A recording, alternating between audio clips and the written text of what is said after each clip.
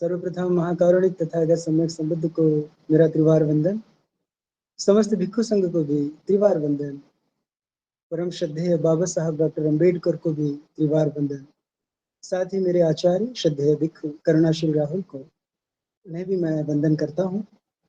और उस समय उपस्थित जितने भी उपासक उपासिकाएं हैं और जो इसे बाद में YouTube पर देखेंगे, आप सभी के लिए बहुत बहुत मंगल कामना। आज का ये जो विषय है कि धम्म श्रवण हेतु उपयुक्त मन है स्थिति। हम लोगों ने पहले भी जब हमने धम्म श्रवण के लाभ या फिर उसके धम्म श्रवण के मार्ग में कौन सी बाधाएं आती है, इन सभी पर जब हम लोगों ने अध्ययन किया था, उस समय भी हमने इसकी एक छोटी सी झलक पाई थी कि हमारी मन स्थिति कैसी हो। लेकिन आज थोड़ा सा विस्तार में बात करेंगे और समझने का प्रयास करेंगे कि क्या बेहतर मन स्थिति होनी चाहिए। तो आज के इस देशना का जो आधार बनाया गया है वो है दुख कथा सुत्त नामक एक सूत्र है। अंगुत्तर निकाय में पच्चक निपात के अंतर्गत आता है, 197 नंबर। तो इसमें कोई डिटेलिंग उसमें मिलती नहीं है, हमें सीधे ही तथागत की जो शिक्षा है हमें प्राप्त होती है। तथागत यहाँ पर बताते हैं कि 5 तरह की बातें अनुचित है। अच्छा, दुख कथा का आशय है अनुचित या इनअप्रोप्रिएट, ऐसी बात जो अनप्लीजेंट हो, किसी को बुरी लग सकती है, ऐसी बात। हाँ, तो 5 तरह की ऐसी स्थितियां हैं जब किसी को कोई बात बुरी लग सकती है। ये बात संदर्भ जो है वो यही है कि मन स्थिति कैसी हो। तथागत यहाँ पर तुलना करते हैं 2 भिन्न प्रकार के व्यक्तियों के विषय में, और उससे हमें ये जानने का अवसर मिलेगा कि धम्म श्रवण के लिए मन स्थिति कैसी होनी चाहिए और कैसी नहीं होनी चाहिए। तो शुरू करते हुए तथागत ये कहते हैं कि जो व्यक्ति श्रद्धाहीन है उसके साथ श्रद्धा के विषय में बात करना उस व्यक्ति के लिए अप्रसन्न करने वाली बात है, अनुचित बात है। दूसरा कि जो व्यक्ति शीलवान नहीं है या जो दुश्शील है, हम जैसे ये पढ़ते हैं कि 10 संयोजन है, उसमें एक आता है शील व्रत परामर्श, या पाली में जिसे हम कहते हैं शीलव्रत परामर्श। तो क्या है कि कुछ शील ऐसे हैं जो कि हमारे जो सदाचार के लिए जिनका पालन करने वाला व्यक्ति सदाचारी, अच्छे चरित्र का व्यक्ति जाना जाता है, माना जाता है, स्वीकारा जाता है। लेकिन कुछ ऐसे भी शील होते हैं जो कि बंधनकारी है, जिन्हें उन 10 संयोजनों के अंतर्गत रखा गया है, जो ओरमबागी संयोजन है उसमें। तो शीलव्रत परामर्श में हम क्या देखते हैं, कुछ ऐसे शील जो कि हमारे दिमाग को भटकाते हैं या फिर बंधनों में बांधे रखते हैं, ऐसी अवस्था में रोके रखते हैं जहां से कि हमारी दृष्टि सम्यक नहीं हो पाती। तो वैसे वाले शीलों का जो व्यक्ति पालन करता है, उनसे जब सदाचार के संदर्भ में बात की जाएगी तो ये बात अनुचित होगी, उन्हें ठीक नहीं लगेगी, उन्हें अप्रसन्नता होगी। एक और बात, जैसे मंगलसूत्र में आप लोग उसका संगायन करते होंगे, उसमें आता है बहुश्रुत होना, शिल्प सीखना, है ना। तो ये बहुश्रुत व्यक्ति, अच्छा, इसका आशय थोड़ा सा यहाँ पर स्पष्ट करना आवश्यक है। बहुश्रुत होने का मतलब केवल ये नहीं है कि बहुत सारी बातें सुना हुआ हो। उस समय लिखने पढ़ने का उतना चलन नहीं था, बहुत से लोगों को अधिकार नहीं था। तो ऐसी स्थिति में जो सीधा सीधा जो साधन उपलब्ध था वो ये कि जो भी जानकार व्यक्ति या समझदार व्यक्ति नजर आते हैं, उनके पास वे लोग जाते थे और उनसे सुनते थे कि जीवन के लिए कल्याणकारी मार्ग क्या है। बहुत से लोगों ने इस पर विचार किया।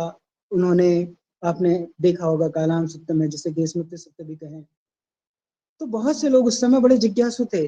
वे जानने के लिए उत्सुक थे कि कल्याणकारी मार्ग क्या है। तो ऐसे लोग जो कि बहुश्रुत होते थे, बहुत सारे लोगों से सुनते थे कि जीवन का हम कल्याण कैसे करें। तो ऐसा व्यक्ति जो बहुश्रुत नहीं है, जो अल्पश्रुत है या जो कम जाना हुआ है। एक और बात इसमें आती है, बहुश्रुत से एक आशय ये भी लगाया जाता है कि जो बहुत ज्यादा सीखा हुआ हो। अल्पश्रुत का आशय जिसने सीखा ना हो।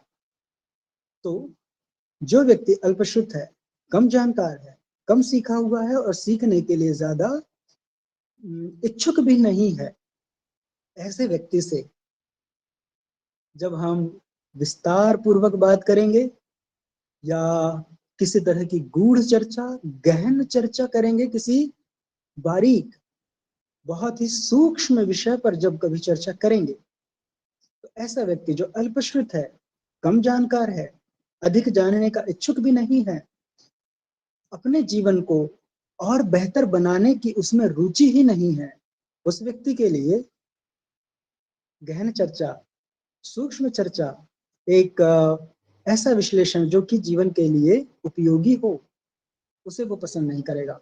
तो ऐसे व्यक्ति के लिए ऐसी चर्चा अनुपयुक्त होगी, अनुचित होगी, खुश न करने वाली होगी, हो सकता है कि दुखी करे।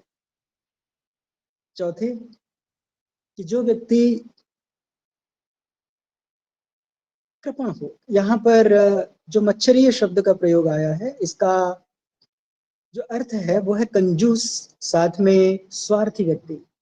स्वार्थी ऐसा जो केवल अपने विषय में ज्यादा चिंतित है, अपना ही उत्थान करना चाहता है, प्लस कि वो इस बात का ध्यान नहीं रखता है कि मेरी वजह से दूसरे को कष्ट हो सकता है। वो पूरी तरह से सेल्फ सेंटर्ड हो। तो ऐसा व्यक्ति साथ ही साथ वो कंजूस भी हो, मतलब कि उसमें उदारता ना हो। तो ऐसे व्यक्ति से जब हम दान के विषय में बात करें या दान के लाभ के विषय में बात करें, तो ऐसा व्यक्ति बिल्कुल रुचि नहीं दिखाएगा। ऐसी बातें उस व्यक्ति अच्छी नहीं लगेगी। कोशिश करेगा कि कब कब ये बातचीत खत्म हो, कब दान का ये जो सत्र चल पड़ा, उस सत्र को कब कब कैसे खत्म करें, या वो अपना माइंड कहीं और लगाएगा, लेकिन वो पसंद नहीं करेगा। पांचवी बात, कि पांचवी तरह का व्यक्ति जो कि अज्ञानी है या फिर हानिकारक ज्ञान से भरा हुआ है, जिसको हम दुष्प्रज्ञा बोल सकते हैं, या फिर जो एक्चुअल शब्द मिलता है वो है दुपन्या। तो दुःप्रज्ञावान व्यक्ति, उसके साथ जब हम प्रज्ञा की बात करेंगे, प्रज्ञा यानी जिसे पकारेण जानाति इति पඤ्ඤा, कि एक ही विषय को बहुत बहुत अलग अलग अलग अलग तरीकों से उसको जानना और उसको ठीक तरह से जानने का प्रयास करना, उसको पूरी तरह से जानना, उसको भीतर बाहर से जानना, ये प्रज्ञा के कुछ लक्षणों में से है। जब कभी प्रज्ञा पर बात करेंगे विस्तार पूर्वक, तब इसे अच्छे से देखेंगे। तो जो व्यक्ति प्रज्ञावान नहीं है और जो प्रज्ञावान होने के लिए प्रयास भी नहीं कर रहा, ऐसे व्यक्ति से जब हम बुद्धिमत्ता पूर्ण कोई बात करें, तो वो उसे बिल्कुल पसंद नहीं करेगा, सुनने की कोशिश नहीं करेगा, वहां से हट जाने की कोशिश करेगा, या फिर अपने माइंड को कहीं और दूसरी जगह पर स्थित करेगा।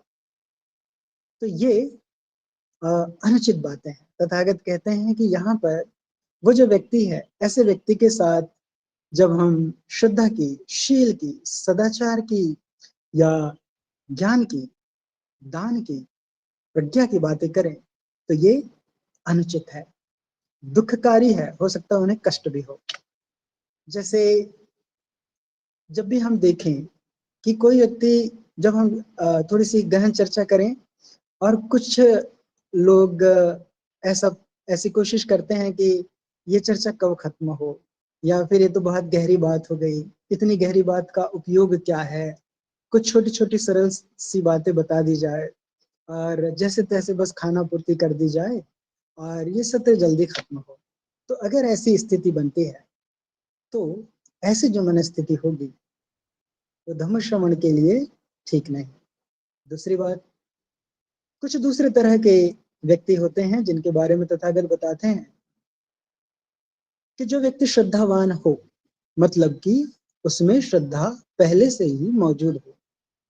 यहाँ पर श्रद्धा का आशय कई दफा यूं समझ लिया जाता है कि जैसे अंधविश्वास से रिलेट कर दिया जाता है, लेकिन जब हम बुद्धिज्म में श्रद्धा या श्रद्धा की बात करते हैं तो आशय तब इसका ये होता है कि जब व्यक्ति के जो डाउट्स हैं, जिनको हम विचिकित्सा बोलते हैं, वो क्लियर हो चुके हों। और इसके लिए भी धम्म श्रवण की जो आवश्यकताएं थी उसके अंतर्गत हमने अध्ययन किया हुआ है कि धम्म का श्रवण करना, उसके अर्थ को समझना, उस सेंटेंस के अर्थ को समझना, उसके संदर्भ को समझना, उसके निहित अर्थ को जानना समझना, उसे अप्लाई करके देखना और जानना कि जो बात कही गई ये सही है या नहीं है। और उसके बाद जब जो भाव उत्पन्न होगा बुद्ध के प्रति, धम्म के प्रति, संघ के प्रति, वो श्रद्धा होगी। तो जब किसी व्यक्ति में श्रद्धा मौजूद है, अल्प मात्रा में ही क्यों ना हो, लेकिन अगर श्रद्धा का बीज अगर मौजूद है तो ऐसे व्यक्ति से जब श्रद्धा की बात की जाए तो वो श्रद्धा और ज्यादा पल्लवित होगी, खिलेगी, उसका विस्तार होगा, वो उस बात का अनुमोदन करेगा, अप्रिशिएट करेगा। दूसरी बात कि जो व्यक्ति पहले से ही शीलवान है, उस व्यक्ति से जब हम शील की और सदाचार की बात करें तो वो व्यक्ति स्वीकार करेगा, प्रसन्न होगा, वो साथ ही साथ प्रशंसा भी करेगा। वो कहेगा कि हाँ आप सही कह रहे हैं, वो कहेगा कि ये तो मैंने किया हुआ है, मेरा अनुभव है कि ये शील का पालन करने से ये लाभ होते हैं। जैसे आज की सुबह आप में से कई उपासक उपासिकाओं ने 8 सील ग्रहण किए। इन 8 सीलों को काफी लंबे समय से आप पालन करते रहे हैं, प्रत्येक उपोषित के दिन पूरे 24 घंटे पालन करते हैं। और जब हम पूछते हैं दूसरे दिन यानी कल कि आपका उपोषित कैसा रहा, आपने क्या कुशलता पूर्वक, सजगता पूर्वक उन 8 सीलों का पालन किया, और आप में से उपासक कुछ उपासिकाएं ये बताते हैं कि उनका उपोषित बहुत कुशलता पूर्वक रहा, बड़ी सजगता पूर्वक उन्होंने 8 सीलों का पालन किया, साथ ही साथ उनकी जो परिजन थे उन्होंने इसमें हेल्प की, या उनके जो ऑफिस में सहकर्मी थे उन्हें जब पता चला कि उपोषित है तो उन्होंने भी आपके प्रति बहुत सम्मान व्यक्त किया। तो ये सब अनुभव मिलते हैं। तो वो उपासक या उपासिका जो कि उपोषित में है, जो 8 सील का पालन कर रहा है, बाकी समय 5 सीलों का पालन कर रहा है, वो उन 5 सीलों के पालन करने से होने वाले लाभ को जब दूसरों के साथ शेयर करता है तो दूसरे उपासकों को भी एक जानकारी अपने भीतर होती है कि हाँ ये जो शील का जो लाभ इस दूसरे उपासक उपासिका को मिला, यही लाभ मुझे भी मिल रहा, तो वो उसका अनुमोदन करता है। तो जब किसी शीलवान व्यक्ति के साथ, वो उपासक हो उपासिका हो, उनके साथ जब शील के बारे में बात की जाती है, सदाचार के विषय में बात की जाए, तो वे उसे अच्छे से सुनेंगे, उसे सुनकर प्रसन्न होंगे। तो ये जो बात होगी ये उचित होगी। इसी तरह से जो बहुश्रुत व्यक्ति है, उससे जब हम बहुत अच्छी अच्छी जानकारियों के विषय में बात करेंगे, वहां से अलग अलग सूत्रों के विषय में बात कर रहे हैं, ऐसी उपयोगी जानकारियां उनके साथ शेयर करें जो कि हमारे लिए और दूसरों के लिए भी, उस व्यक्ति के लिए भी कल्याणकारी हो। तो वो जो दूसरा व्यक्ति है वो भी अगर बहुश्रुत हुआ, अच्छा जानकार हुआ, तो वो इसे स्वीकार करेगा, इसकी तारीफ करेगा और ये स्वीकारेगा कि हाँ ये बात सही है। उसी तरह से जो व्यक्ति जिसके अंदर दान की भावना हो, जो दान का अभ्यासी हो। दान वो किसी भी अर्थ में कर सकता है, चाहे वो धम्म का दान करने वाला हो, अर्थ का दान करने वाला हो, या फिर अपने श्रम का या समय का दान करने वाला हो। ऐसा कोई भी उपासक उपासिका, चाहे अल्प मात्रा में ही क्यों ना कर रहा हो, चाहे अपने घर में जो आपने दान पात्र रखा हुआ है छोटा सा, उसमें जो रोज आप थोड़ा थोड़ा दान डालते हैं, उससे जो मन में प्रसन्नता आती है, उस प्रसन्नता को अनुभव किया है आपने। और ऐसे व्यक्ति के साथ जब दान के विषय में बात की जाएगी तो वे इसे स्वीकारेंगे, प्रसन्नता महसूस करेंगे, क्योंकि वो उन्होंने अनुभव किया हुआ है। इसी तरह जो व्यक्ति प्रज्ञावान है, जो अच्छी तरह से किसी विषय विशेष को समझता है, और उस विषय पर जब आप उनसे बात करें तो वो उस विषय पर आपके साथ बराबर, आपके समतुल्य, वो आपके साथ उस नॉलेज को शेयर करेगा, एक तरह से तारीफ करेगा। वो जानेगा कि हाँ, ये बात सही है, तो ये बात उचित होगी। तो ये 5 तरह की बातें हैं, और 5 तरह की बातें उचित भी है, अनुचित भी है, निर्भर करता है कि सामने वाला जो व्यक्ति है वो कैसा है। ये बेस है आज की इस चर्चा का। तो अगर हम देखें कि एक उदाहरण के तौर पर, कि जो व्यक्ति मान लीजिए कि श्रद्धावान है, उससे जब हम बात करें श्रद्धा के विषय में, तो वो द्वेष नहीं करेगा। इसके विपरीत अगर कोई व्यक्ति श्रद्धाहीन है, तथागत कहते हैं कि श्रद्धाहीन व्यक्ति से अगर हम श्रद्धा के विषय में बात करते हैं, वो क्रोधित होगा, कुपित होगा, द्वेषग्रस्त होगा। दूसरी तरफ अगर श्रद्धावान व्यक्ति है तो वो द्वेष नहीं करेगा, क्रोधित नहीं होगा, व्याकुल नहीं होगा, बेचैनी नहीं होगी, वो रुष्ट नहीं होगा। जो व्यक्ति अश्रद्धावान है, वो अपनी जो खीज है, जो गुस्सा है, अप्रसन्नता है, उसे बाहर प्रकट कर देगा। अब ये कैसे प्रकट होगा कि हमारे पास 3 माध्यम है जिनके द्वारा हम अपनी तमाम चीजें, जो कुछ भी हमारे भीतर है, बाहर प्रकट कर देते हैं।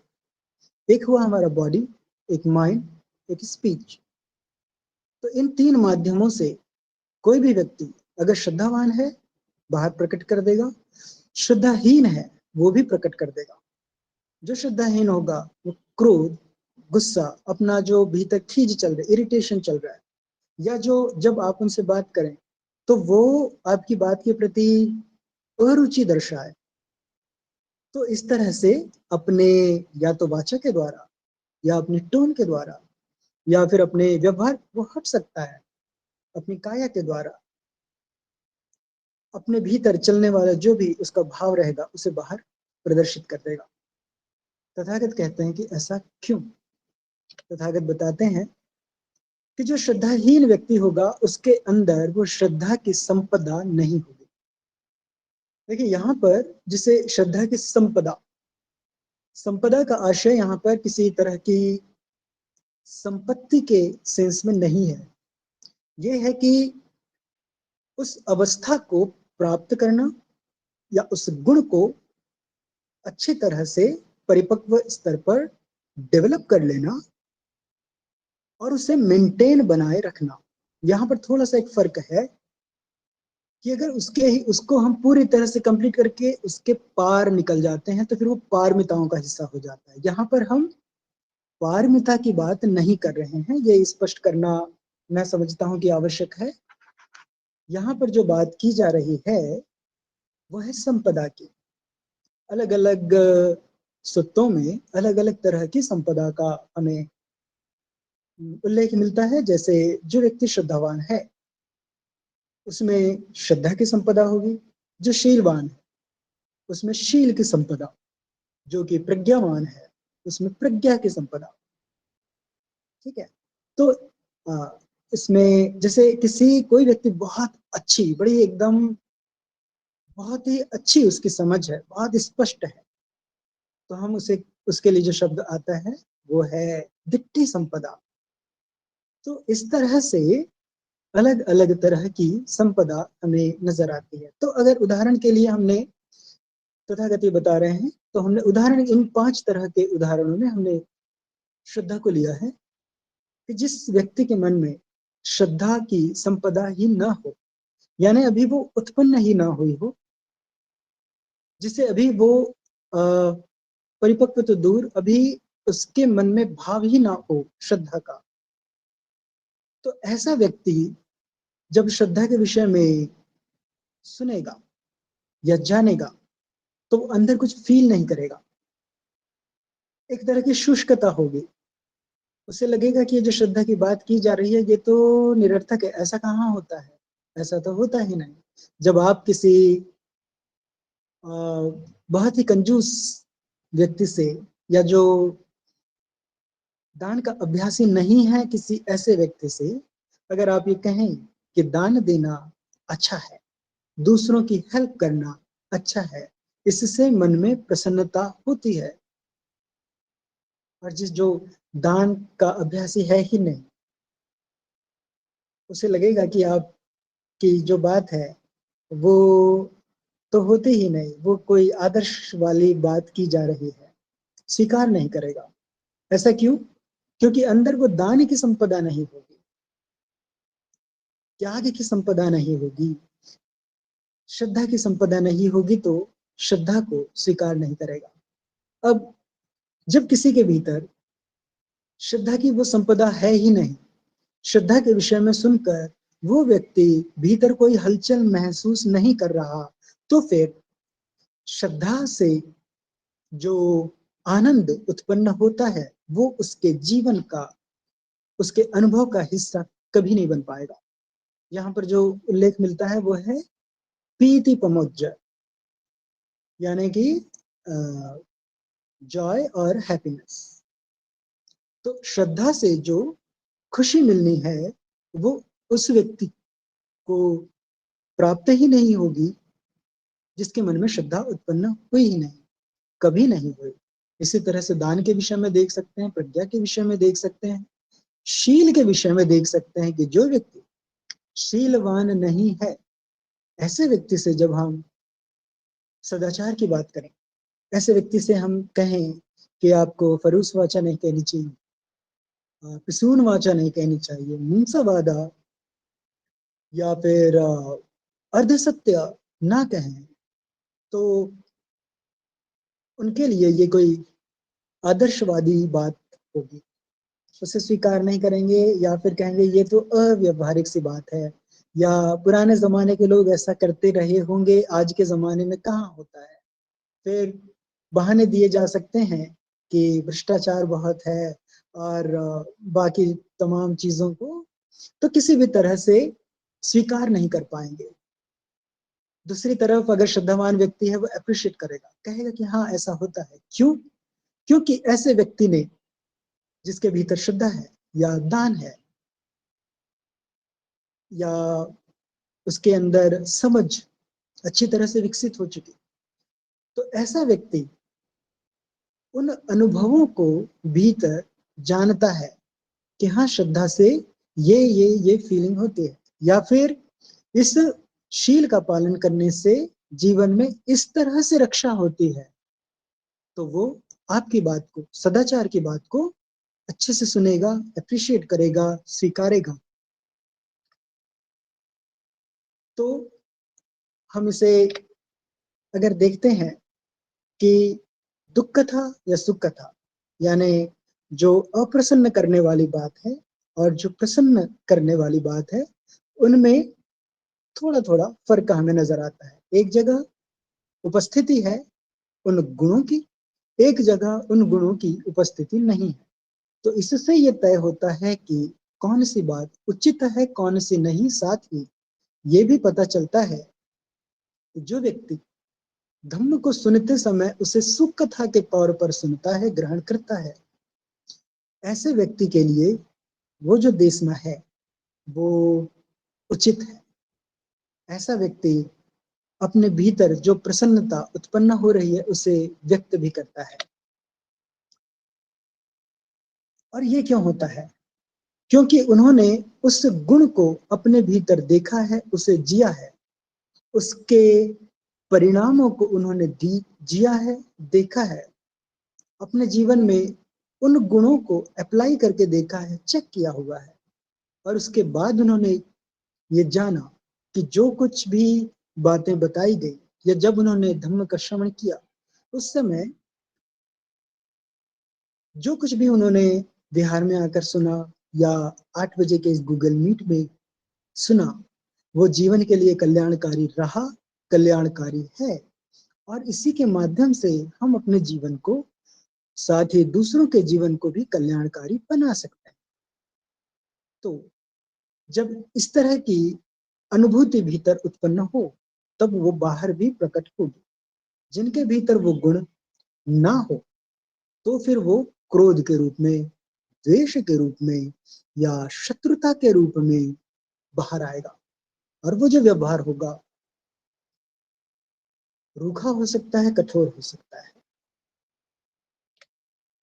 इसके पीछे थोड़ी सी थोड़ी सी गहरी बातों की तरफ चलते हैं।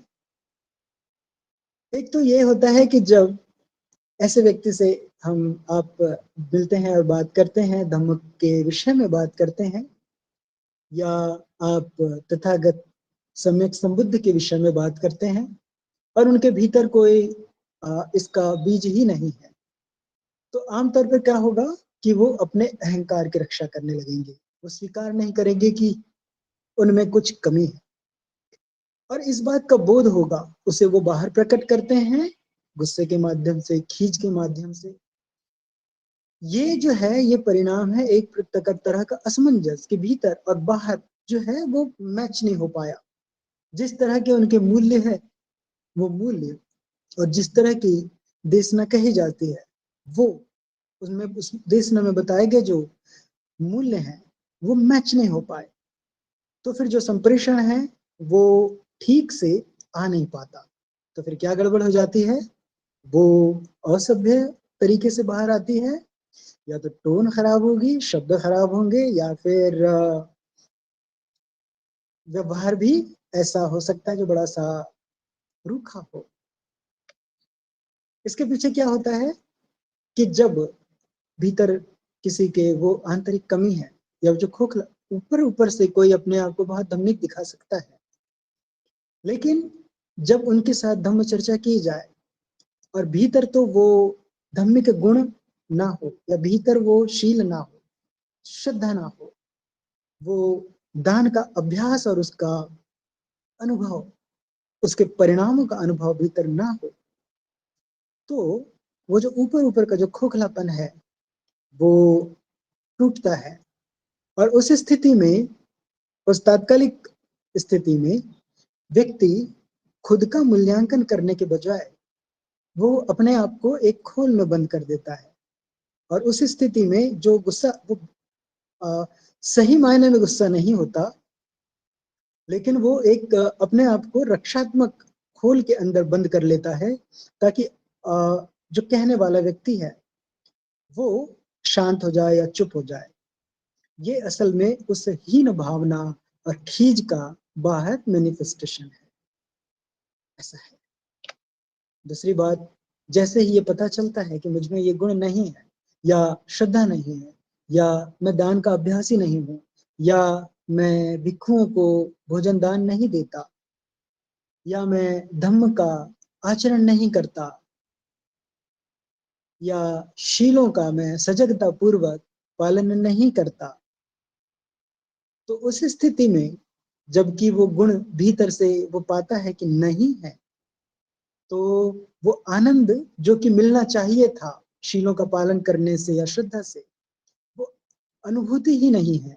और उस अनुभूति के न होने से जो धम्म देशना या धम्म श्रवण किया जा रहा है उससे आनंद उत्पन्न नहीं होगा, क्योंकि वो समझ नहीं होगी। तो जितने भी हमारे आनंद के विषय हैं जो एक धम्म के व्यक्ति है उनके लिए, वो उनके अपने व्यक्तिगत अनुभवों से उत्पन्न होते हैं। अगर सिर्फ किताबें पढ़ी गई हो, अगर सिर्फ सुना गया हो, लेकिन आचरण में व्यवहार का हिस्सा नहीं बना, तो अनुभव का अभाव होगा। और उस स्थिति में जो भी देशना दी जा रही हो, उसको ग्रहण करने के लिए जो क्षमता, जो ग्राह्यता होनी चाहिए, तो वो नहीं पाते। ये एक मानसिक चुनौती बन जाती है ऐसे व्यक्ति के लिए कि स्वीकार कैसे करे, कैसे उन बातों को स्वीकार करे तो जो कि कभी उनके जीवन का हिस्सा ही नहीं रही, जो कभी उनके अनुभवों का, उनके अनुभवों के निर्माण में कभी कोई योगदान ही नहीं रहा, ऐसे कभी किसी एक्टिविटी का, तो कैसे स्वीकार करे।